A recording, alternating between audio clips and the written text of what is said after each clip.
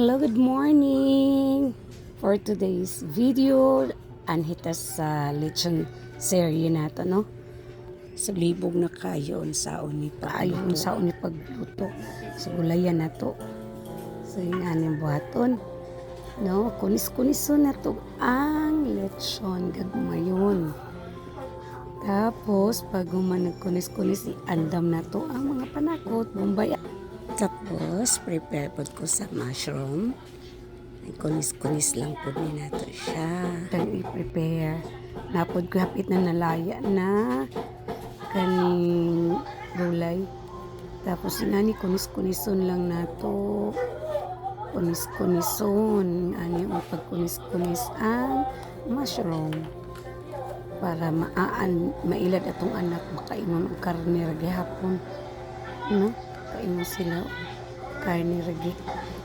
So andamon pud nato kapilang alugbati ani no hagpatan.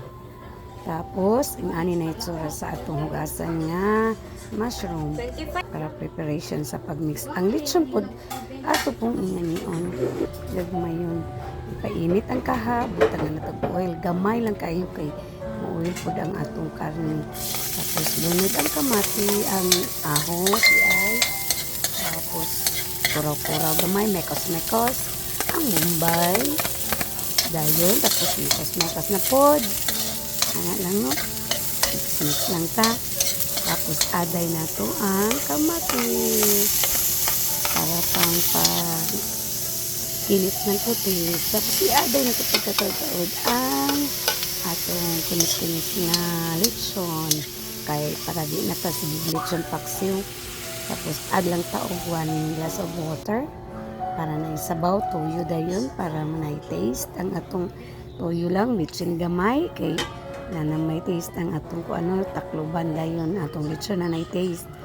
Pagbukal butang dayon nato ang mushroom nagikunis-kunis butang dayon nato ang kanilog bati mix mekos tapos ato na po dayong takluban, pabukal nato siya para maluto. Pag may ani na, luto na siya. Ready to serve. Mangaon na dayon.